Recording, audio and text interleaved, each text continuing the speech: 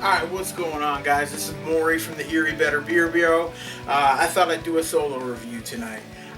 Just, in case you guys don't know, most of you probably don't, 3 out of the 4 guys in the Bureau here with me, myself included, have kids. And so it's becoming increasingly difficult, over the years to get all of us together, or even a couple of us together on a regular basis. So yeah, Pat is the only one without kids, but me, Mark, and Dave all have kids. We're married. And so it's tough to get together, even to have a beer, let alone to sit down and do some video reviews. So, if any of you are wondering, it's not that we don't want to do them. It's just that we just simply don't have time. We're still going to knock them out once in a while, guys. So, make sure you swing by the channel from time to time. But we won't be putting out the quantity of, and we already kind of haven't been for quite some time, as you guys have noticed, I'm sure. But I'll stop babbling and we'll get into the beer here. Wow. It's definitely coffee on the nose. A lot of coffee. Some malt sweetness there too, but coffee is definitely the dominant aroma here. Yeah, a little bit of like a chocolatey sweetness or a malty sweetness, but the aroma is pretty one note. But that being said, it smells fantastic. It smells like a real quality coffee too. Yeah, like fresh ground and everything. It's real nice aroma. Let's get into the taste. Cheers.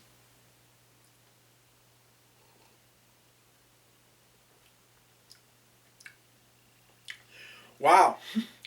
For as strong as the coffee was on the aroma, it's even more bold and pronounced on the taste. Mmm. Wow.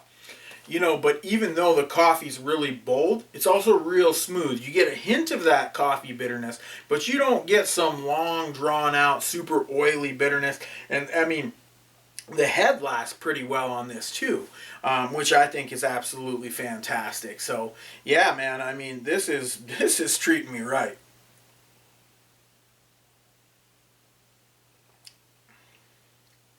Mm. And I think the brown ale base with that kind of chocolate malt sweetness underneath was a perfect base, and it's a nice change of pace from all the coffee stouts too.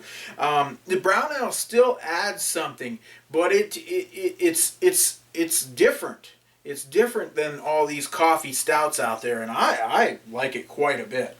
So yeah, let me read some of the beer nerd stats from this thing. Bold brown ale gets its body from a team of malts, including caramel malt for sweetness, flaked barley for dense foam, a bit of chocolate malt for color, and I think chocolate malt belongs in a brown ale. For me, I know some people brew without it. To me, all the best brown ales have chocolate malt in them. Aromatic and Munich malts for added depth. German and Pearl hops add a touch of bitterness to balance the sweetness. The addition of rich Sumatra coffee takes this perfectly balanced brown to a decadent level.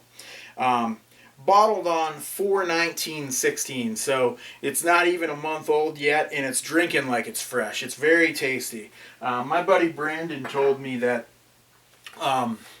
he thought that this was the best beer that Founders has put out in a while, and I'm inclined to agree with him. It's super tasty stuff. I'm going to give this a real solid 4.25. I mean, it's even creeping past that a little bit for me. I was not a fan of the Frangelic Mountain Brown in the Backstage series a while back. I mean, quite a while back. It might have been 2 years ago or more. That artificial hazelnut flavor completely ruined the beer for me. I thought that beer was garbage. This has no artificial flavors in it, and nor does it taste like it. It is just great quality Sumatra coffee with a really nice, rich 9% brown ale. Reminds me a lot of Coffee Bender from Surly. A bit more of a big, body beer than Coffee Bender, but just as intense and on that same level. I mean, I've only had Coffee Bender a couple times, but I thought it was delicious, and this reminds me of it a lot. Like I said, a little bit bigger beer, but yeah, absolutely one of the better beers Founders has done in a while, and it's getting a 4.25 from me. Till next time, guys. Cheers.